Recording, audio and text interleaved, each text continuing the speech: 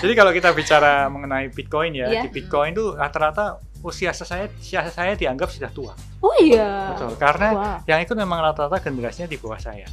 Ya, saya ini kan umurnya sekitar 40 ya. Kelihatan loh Pak. Oh iya, Iya, banyak iya, bilang saya kelihatan. umur 21 sih.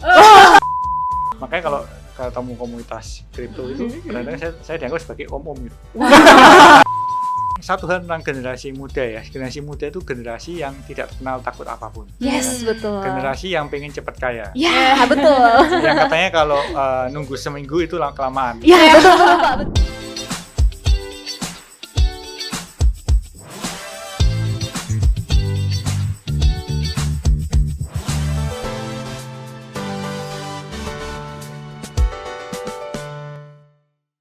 Hai guys, ketemu lagi bersama dengan Rani Dan Intan. di podcast Ruang Meeting. Meetingin apa kita hari ini?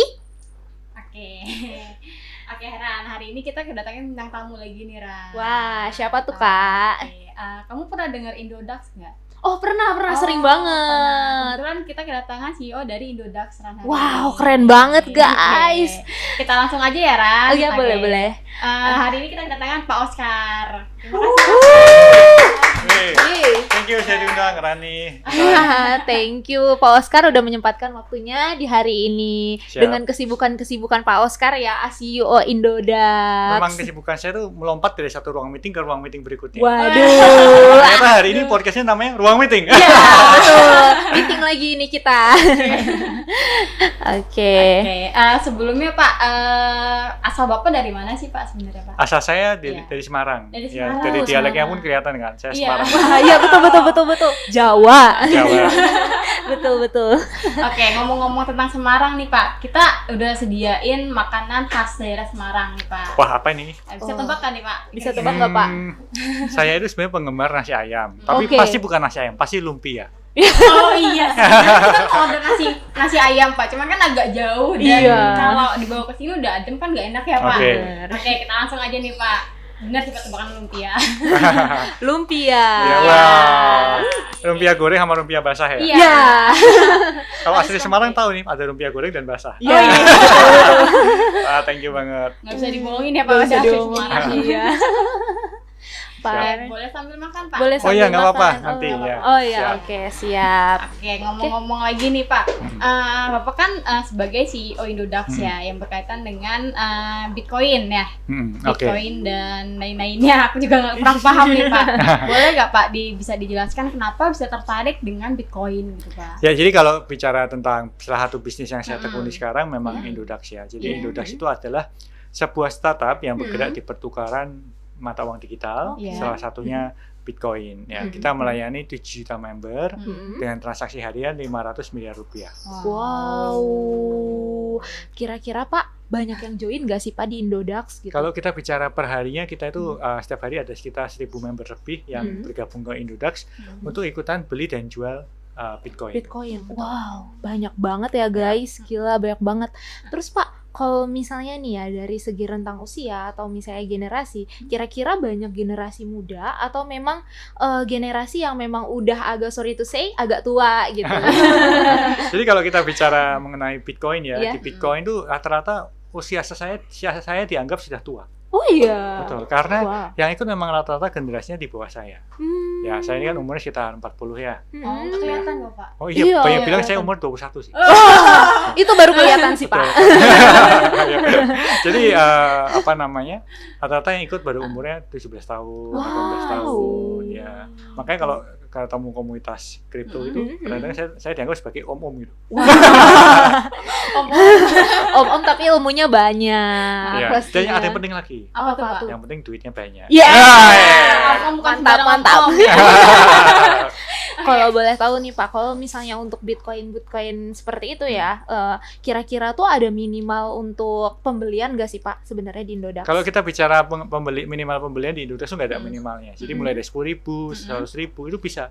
Biarpun Bitcoin harganya lebih dari 1 miliar rupiah Iya. per satu Bitcoin, Hmm. pembeliannya bisa desimal. Jadi 0, sekian-sekian. Oh, wow. Ya, jadi transaksinya kalau kita mau beli Bitcoin misalnya 0,00001, kalau misalnya Bitcoin naik 10% ya tetap uangnya naik 10% kan? Oh iya betul. Mau beli 1 juta rupiah naik 10% ya 1.100.000 uangnya jadinya.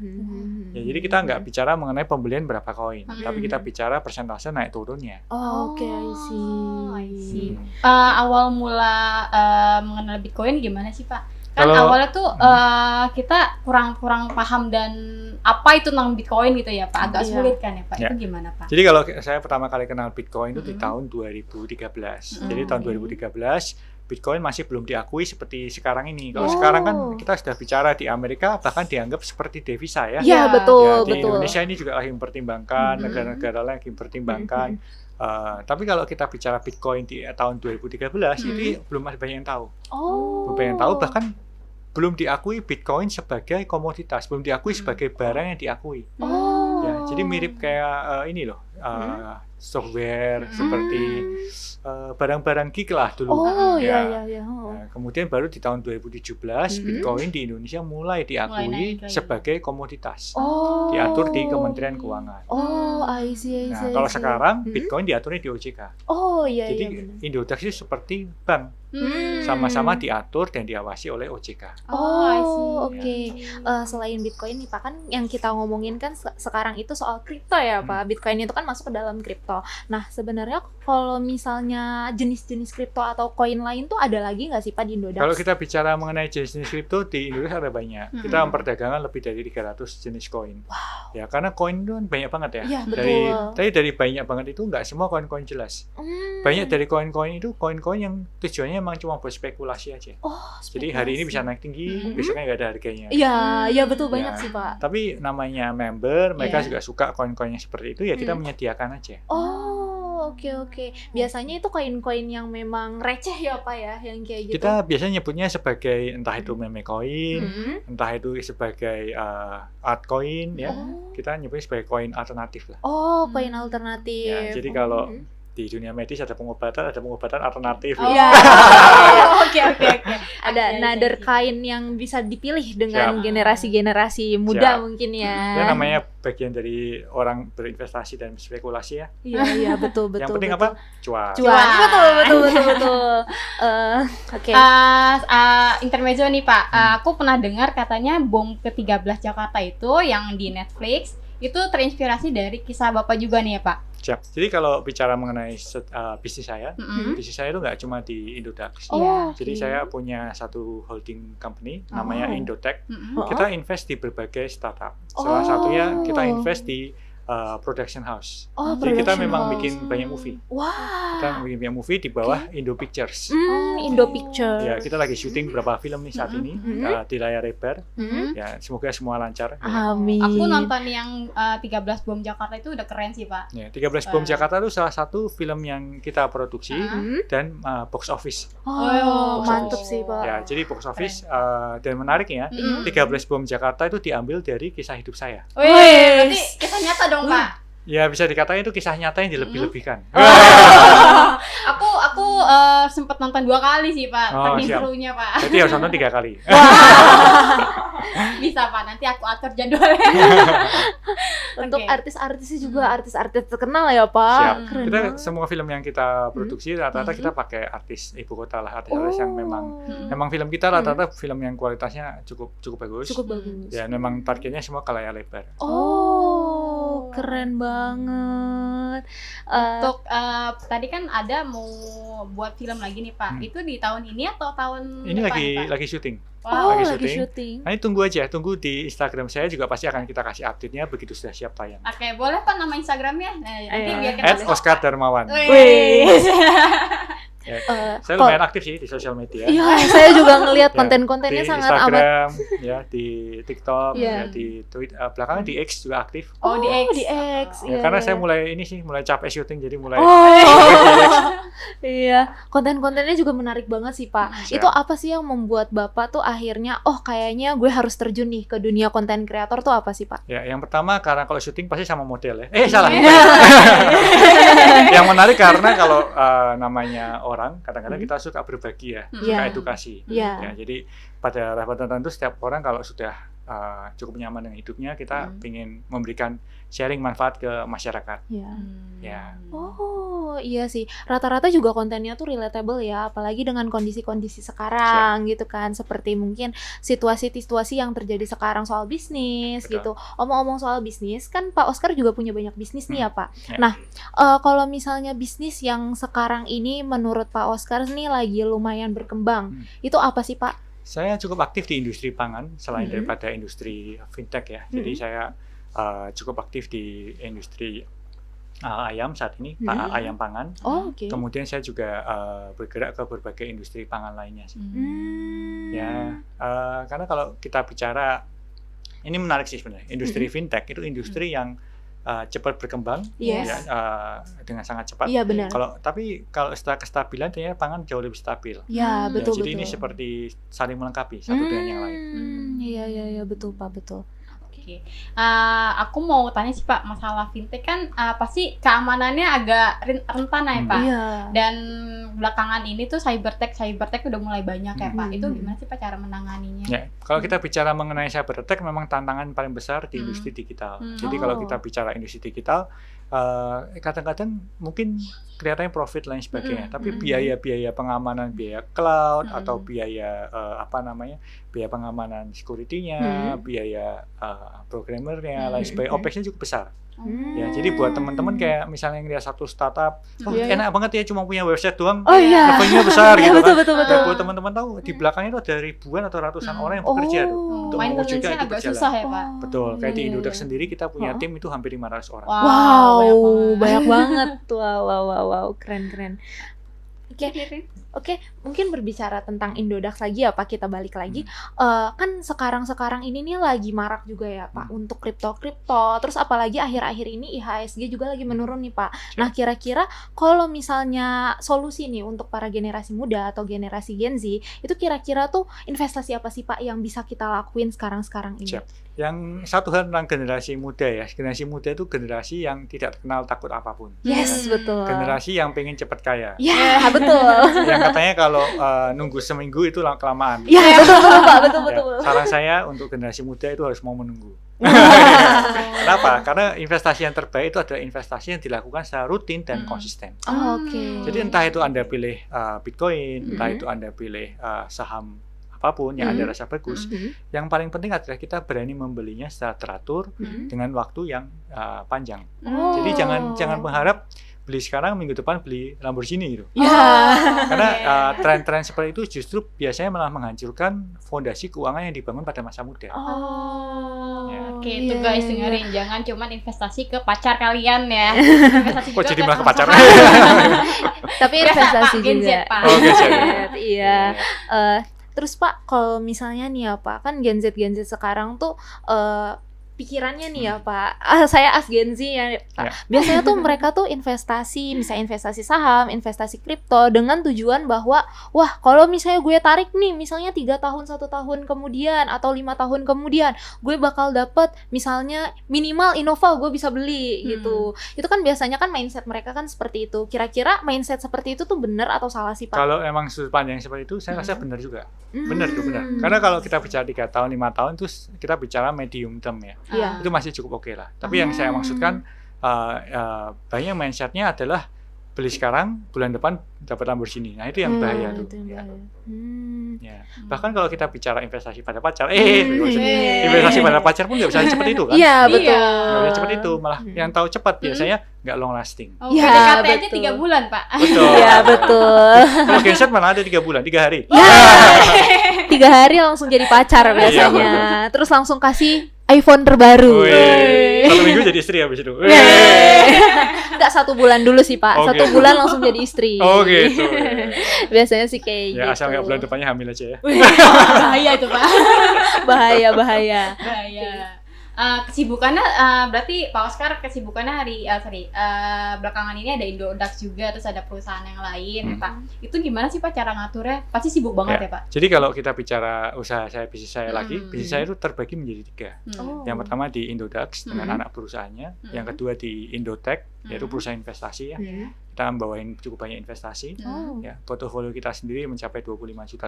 Wow. Yang ketiga kesibukan saya di DAG. ya apa di tuh, Pak? DAG Darmawan Aliansyah Group. Wah. Jadi kita investasi di berbagai industri pangan. Oh. Ya, jadi saya rasa semua orang punya satu hal yang sama, yaitu waktu. Ya, semua orang punya waktu yang sama. Jadi kurang lebih sehari kan kita punya sekitar 8 sampai 12 jam untuk bekerja. Nah, kalau kita sudah bicara waktu yang sama, makanya kita perlu namanya tim. Ya, karena dengan adanya kita tim yang kita percaya, kita bisa melipat gandakan waktu kita. Ya, nah kita bisa membagi objektif dan hal-hal penting yang bisa kita bagikan. Dengan cara itu, waktu kita sehari bukan cuma 8 jam. Nah, makanya kalau kita bicara mengenai membentuk tim, kita bicara mengenai mengembangkan suatu proyek, itu sangat penting menurut saya. Kita harus percaya pada tim kita. Percaya. Kepercayaan penting. Kalau emang sudah nggak percaya, mendingan nggak dilanjutin. Iya, betul. Sama seperti pacaran. Balik ke situ lagi. Kalau nggak percaya, ngapain dilanjutin? Iya, betul. Cuma sakit hati aja. Iya, betul. Oke, Pak. Kan kalau misalnya kita ngomong-ngomong soal bisnis ya, Pak, kan bisnis kan ini banyak macamnya dan juga banyak struggle-nya ya masing-masing. Kira-kira nih, Pak, kalau misalnya dan gak banyak juga ya, maksudnya nggak sedikit juga untuk bisnis-bisnis yang memang udah dirintis selama sekian tahun tapi hancur gitu. Kira-kira nih gimana nih, Pak? Solusinya ketika misalnya bisnis lagi drop atau bisnis lagi hancur tuh gimana, Pak? Solusinya gampang. Tidur, besok paginya bangun yang baru. Karena yang penting apa? Yang penting jangan pernah menyerah. Kegagalan itu selalu terjadi sih, ya. Nggak semua perjalanan lancar-lancar aja. Ya. Sebelum ketemu pasangan itu pun juga ketemu pacar-pacar yang lain juga. Saya katanya Gen Z tuh selalu bicarain pacar. Jadi saya harus selalu analoginya ke situ. Iya, betul. Karena lebih gampang dicerna juga sih, Pak. Betul. Kalau kita bicara misalnya baru ketemu pacar satu gagal gitu kan, nggak mau pacaran lagi, ya kapan kawinnya gitu. Kapan nikahnya? Kapan nikahnya? Betul. Nikah dulu baru kawin. Jangan kawin dulu baru nikah. Saya no comment masalah itu. Jadi kembali ke bisnis, yang penting itu kita harus berusaha untuk bangun kembali pada saat gagal. Ya, kan pilihannya dua tuh. Apakah kita mau benerin yang sebelumnya atau kita membuat sesuatu yang baru? Dan selalu harus ingat, setiap kegagalan itu ada pelajaran yang dipetik. Apa tuh, Pak? Ya gagalnya apa dulu dong? Makanya kita pelajari kegagalannya karena apa. Nah, setelah itu kita bisa mengurangi, melakukan hal lebih baik. Betul, keren banget sih ini untuk solusi-solusi dari Pak Oscar. Karena kan yang kita tahu kan Pak Oscar ini memiliki banyak bisnis ya, apalagi Indodax ini benar-benar siapa sih zaman sekarang yang nggak tahu Indodax gitu kan. Apalagi teman-teman yang emang terjun ke dunia kripto atau saham pasti kan tahu ya Indodax gitu. Oke. Apa lagi? Oke. Tim kreatif kita bantu. Oke. Untuk Pak Oscar juga nih. Pak, kan tadi kan Bapak juga sempat mention ya, kalau misalnya dalam sebuah pekerjaan atau sebuah grup atau mungkin sebuah ibaratnya kayak sebuah tim lah ya. Sebuah tim itu perlu dengan adanya kepercayaan masing-masing. Terus juga kita tuh harus percaya sama tim kita. Balik lagi nih Pak, kalau misalnya Gen Z kan sekarang ini narasi-narasinya banyak yang bilang Gen Z itu pemilih-pemilih nih soal kerjaan. Maunya yang gajinya di atas 5 juta gitu, di atas UMR. Terus abis itu narasi-narasi yang sekiranya banyak ngomong bahwa Gen Z ini adalah orang yang gak mau kerja. Itu menurut Pak Oscar as CEO atau as pemilik bisnis tuh seperti apa sih Pak? Kalau menurut saya, kalau selagi kita muda, apalagi umur di bawah 25 ya, gaji itu gak penting. Gaji sekali lagi gak penting. Kenapa? Karena uang berapapun itu, misalnya kita anggap 5 juta mungkin sekarang terasa besar ya, atau 10 juta terasa besar, itu gak penting. Karena yang paling penting waktu kita menuju umur 25 itu adalah pengalaman. Ya. Nanti pada saat kita sudah mature, pada saat ilmu pengetahuan Anda sudah mature, Anda sudah waktunya benar-benar cari uang, mungkin di umur 30 lebih atau berapa itu, uang itu bisa Anda dapatkan dengan cepat pada saat Anda mempunyai skill di level itu. Ya, jadi akan selalu lebih bijak kalau misalnya kita mengupgrade kepala ke atas kita dulu, kemampuan kita dulu, membangun nama kita. Nanti setelah itu untuk mendapatkan uang di level itu sangat cepat. Mungkin nggak sebulan, mungkin cuma sehari misalnya. Cepet banget sih Pak Alsari. Wow. Gila. Dari Pak Oscar, tips untuk yang baru terjun nih Pak ke dunia saham atau dunia Bitcoin atau Kripto ya. Itu gimana Pak tipsnya? Tipsnya yang pertama, saya sangat menyarankan sekali lagi untuk mau konsisten dan melihat sesuatu dari jangka panjang. Ya, apa yang jangka pendek, apa yang Anda lihat cuma dalam 1 bulan, 3 bulan itu biasanya justru menyesatkan. Ya, Apalagi buat orang-orang yang suka trading harian. Nah, trading harian tuh kecenderungannya kalau statistik ya lebih banyak kalahnya. Ya, karena mentalnya juga berat, melihat transaksi setiap hari itu lebih berat lah. Saya lebih menyarankan orang kalau emang ada opportunity untuk bermain medium term atau long term itu jauh lebih baik. Statistik jauh lebih menang dibandingkan trading harian. Biasanya kalau misalkan untuk beberapa bulan ya Pak, biasanya itu rata-rata yang sudah menghasilkan berapa bulan Pak? Ya, kalau kita bicara berapa bulan yang sudah menghasilkan, tergantung momen juga ya. Ya, kadang-kadang ada orang yang namanya faktor luck itu sesuatu yang nggak bisa dilawan lah. Ya, kayak contohnya lah kita lihat aja IHSG hari ini. IHSG hari ini itu kan sama seperti IHSG tahun 2021. Ya, itu artinya kan sebenarnya kesempatan buat orang yang ingin membeli harga murah saat ini lebih murah dibandingkan sebulan lalu gitu kan. Waktu pas lagi COVID kemarin ya Pak, ya, lagi betul. turun ya. Itu artinya kalau kita bisa memanfaatkan beli sekarang, itu momen buat naiknya lebih besar daripada kita beli bulan lalu misalnya. Ya, karena kan namanya market itu selalu ada koreksi. Iya, betul. Nah, tips dong Pak, ini saham yang bagus buat saya beli kapan ini yang mana ya Pak? Nanti saya sampai sama OJK lagi. Karena dibilang ngepong-pong. Boleh share juga Pak ke saya kripto yang bagus Pak? Kalau kripto saya juga selalu cuma ngasih rekomendasi Bitcoin. Saya nggak pernah ngasih rekomendasi yang lain. Oke. Pak, kira-kira nih ya Pak, kan kalau misalnya untuk generasi sekarang nih udah banyak yang melek soal finansial untuk investasi gitu ya. Kalau misalnya menurut Bapak sendiri untuk mencapai financial freedom tuh kita possible nggak sih sebelum umur 30 tahun gitu? Tergantung definisi daripada apa itu financial freedom. Ya, karena setiap orang punya definisi yang berbeda kan. Ada orang yang bilang kalau sudah punya rumah, bisa makan, itu financial freedom. Ada yang bilang kalau punya private jet itu baru financial freedom. Mau kualitas apa yang mau dikejar? Ya. Ada juga orang yang bilang kalau semua material itu nggak penting. Ya. Kan tergantung tuh. Jadi tergantung dengan mindsetnya masing-masing ya Pak. Betul. Ya, tergantung lah. Ada yang bilang kalau punya suami yang baik itu financial freedom kan juga. Susah kan ya? Itu susah sih. Sekarang mah lebih banyak cowok-cowok yang emang minta uangnya ke cewek. Bukan. Enggak. Zaman sekarang masih banyak cowok-cowok yang bisa diandalkan. Enggak Pak, ini pengalaman aja Pak. Sepertinya banyak pahitan. Karena biasanya generasi yang di bawah umur 25 tahun kan mereka pekerjaannya belum tetap ya Pak. Jadi yang kayak masih banyak lah yang minta ke cewek. Yang yang ceweknya mungkin udah jelas pekerjaannya, udah pernah investasi juga, tapi ternyata cowoknya masih belum gimana-gimana. Makanya gitu. mungkin untuk generasi yang lebih muda kalau cari cowok, lihatnya jangan dari duitnya, dari seberapa mau dia bekerja, seberapa mau dia bekerja keras, kemauannya ya Pak. Kemauannya kelihatan kok, orang-orang yang bakal sukses di kemudian hari itu kelihatan. Tambah satu lagi Pak, tanggung jawabnya Pak. Tanggung jawabnya. Itu sih Pak. Ya, masa ngajarin orang nggak mau modalin juga Pak? Waduh. Siap. Kalau misalnya nih Pak, menurut Bapak sendiri ya, cowok itu tuh sebenarnya seharusnya memang jadi provider atau gimana sih Pak sebenarnya? Kalau saya itu tipe yang cukup dalam kutip patriarki ya. Saya terus terang cukup memandang bahwa seorang pria tuh memang harus sebagai provider dari wanita. Kenapa? Karena tugas pria adalah melindungi wanitanya. Kata-kata hari ini. Itu nggak bisa dibantah itu. Karena memang kita sudah melihat dari sejarah ribuan tahun manusia, tugas wanita itu adalah memberikan kenyamanan untuk pria dalam hal menyediakan rumah yang nyaman ditinggali, keluarga yang terlindungi dalam arti kebutuhan anak-anaknya ada yang rawat, lain sebagainya. Ya, di satu sisi sang prianya juga harus berjuang untuk memberikan kehidupan untuk istri dan anak-anaknya kan. Ya. Saya orang yang cukup konservatif. Iya.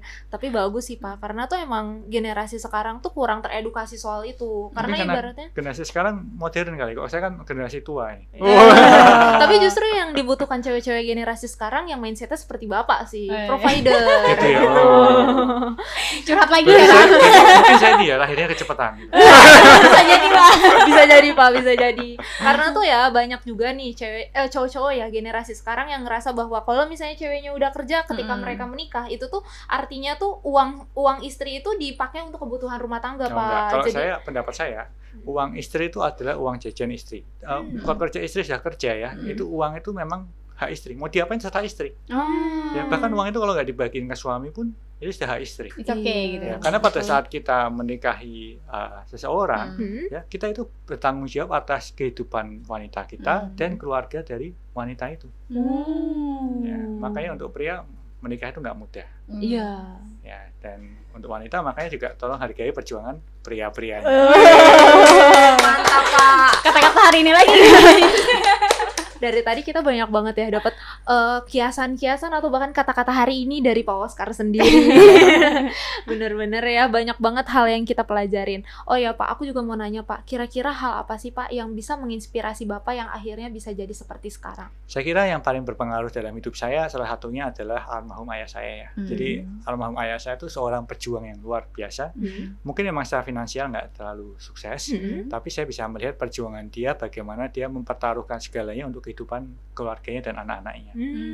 Ya itu salah satu yang menginspirasi saya lah. Oh, wow. Dan bagaimana almarhum ibu saya juga seorang, menurut saya pejuang yang luar biasa. Bagaimana dia berusaha nganterin anaknya sekolah, bagaimana merawat kelima anaknya, ya, nggak mudah. Kita sekeluarga kan 5 bersaudara. Ya, dulu kita waktu naik motor diantar sekolah itu satu motor 4 anak. Enggak, waktu itu masih berlima, Pak. yang kelima ini begitu anak kelima lahir 2 bulan kemudian ibu saya meninggal. Nah jadi waktu itu masih mengalaminya berempat. Nah saya bisa ngelihat itulah mungkin yang membuat saya punya pola pikir bahwa seorang pria memang harus provider, berjuang untuk keluarganya, dan seorang wanita melindungi anak-anaknya dan menjaga suaminya juga. Iya. Wow, banyak banget sih. Perjuangannya. Keren banget sih Pak perjuangannya. Keren Pak. Ngomong-ngomong tentang bisnis lagi nih Pak. Bapak kan sibuk banget nih sama bisnis, terus juga ada 3 perusahaan juga yang harus dijalankan. Di samping itu Bapak punya hobi nggak sih Pak? Punya ya. Apa tuh Pak hobinya Pak? Hobi saya adalah bekerja. Aduh, gimana ya? Ya, saya selain bekerja saya suka membaca. Saya suka baca, saya suka nonton. Ya. Itu alasan kenapa saya invest di film sih. Karena saya melihat bahwa kalau dulu mungkin eranya baca ya, semua orang baca buku. Saya sendiri juga seorang penulis buku loh. Wow, saya apa tuh Pak bukunya? Ada beberapa nulis buku dan buku saya yang terbaru baru terbit nih. Apa tuh Pak? Buku tentang blockchain. Blockchain. Ya. Nah, kalau film saya melihat ada pergeseran nih. Dulu orang rajin baca, sekarang orang mulai beralih ke namanya menonton film. Ya kan, kalau zaman dulu orang kemana-mana bawa buku kan. Iya. Kalau sekarang bawa download movie. Gitu. Yes, betul. Dan movie itu salah satu media edukasi yang menurut saya bisa mengubah hidup. Ya. Oke, ngomong-ngomong buku yang mengubah hidup tuh apa ya Pak? Buku yang mengubah hidup saya, buku yang mengubah hidup saya. Kalau tanpa buku itu mungkin saya nggak bisa seperti sekarang. Itu adalah How to Talk to Anyone. Karena saya dulu bukan orang yang talkative gini. Ya, jadi buku itu mengajari saya 92 cara berbicara dengan semua orang. Wow. Itu buku-buku yang saya baca waktu saya merintis karir awal-awal dulu dan mengubah hidup saya keseluruhan. Wow, berarti ini sebelumnya Pak Oscar ini orangnya lumayan tertutup ya Pak? Lumayan tertutup. Kalau teman-teman saya yang kenal saya di SMP, SMA pasti tahu kalau saya bukan tipe yang mana ya? Tipe yang kongko-kongko gitu. Ya, sampai sekarang saya juga bukan sih. Cuma minimal kalau sekarang ketemu orang, saya confident buat ngobrol. Ya di interview sama 2 host cantik-cantik ini, saya bisa ngobrol juga. Berarti Pak Oscar kan bisa dibilang dulunya introvert ya Pak? Ya. Kalau sampai misalnya sekarang pun saya nggak terlalu enjoy untuk menghabisin waktu di luar dan sebagainya. I see. Nah, berarti yang bisa mengubah hidup Bapak buku tadi ya? Buku tadi. Keren banget sih Pak. Oke, berhubung waktunya tinggal sebentar lagi ya, mungkin Pak Oscar ada kata-kata hari ini terutama untuk para generasi muda gitu, atau mungkin untuk para audiens yang memang nonton. Kira-kira apa tuh Tadi Pak? katanya sudah banyak kata-kata, saya langsung kata-kata. Tapi kata-kata yang gongnya lagi. Yang gongnya lagi Pak. Yang gongnya lagi. lagi. Ya, Iya, yang yang gongnya lebih gong, lagi. Pak. Boleh. Ya, kalau menurut saya yang paling penting kita itu jangan semua serba pengen instan. Oh, Kita harus oke. ingat semua yang serba instan itu biasanya nggak bertahan lama. Hmm. Yang penting itu adalah kita harus yakin tujuan kita kemana dan kita mengarah ke sana. Kalau misalnya kita jatuh, lalu gimana? Berdiri lagi, Berdiri lagi. jalan lagi. Oh. Kemudian pada saat momen yang tepat, larilah secepat mungkin ke arah sana. Keren. Keren banget. Wow, keren banget kata-kata Ya. Pak Oscar tuh dari tadi ya, dari awal kita podcast tuh benar-benar ada gongnya banget dan benar-benar mengandung makna kehidupan, apalagi bagi kita semua nih, kita host-host dan juga para kru di belakang layar yang memang masih pada muda nih. Siap. Benar-benar keren banget sih Pak Oscar. Podcast kita hari ini benar-benar banyak pelajaran hidup dan juga banyak ilmu-ilmu yang kita bisa dapatkan juga dari Pak Oscar. Itu tandanya sudah tua, makanya pelajarannya banyak. Enggak kok Pak, enggak apa-apa tuh, yang penting awet muda dan uangnya banyak Ya Pak. betul, yang penting itu ya. Iya. Yang penting cuan ya, Pak. Siap. Cuan. Oke. Oke, itu aja guys hari ini. Terima kasih Pak Oscar udah sempatkan waktunya untuk datang ke podcast hari ini. Mungkin nextnya kita juga bakal undang Pak Oscar lagi ya. Boleh komen di bawah teman-teman yang pengen ngundang Pak Oscar lagi nih. Nanti mungkin kita bakal ngomongin lebih rinci lagi mungkin soal investasi atau soal bisnis-bisnis yang memang Pak Oscar lagi jalanin. Karena kan tadi kan kayak baru sneak peek-nya atau bahkan film yang bakal dirilis sama Pak Oscar nih. Oke, mungkin sampai sini dulu untuk podcastnya. Thank you yang udah menonton. See you di podcast selanjutnya.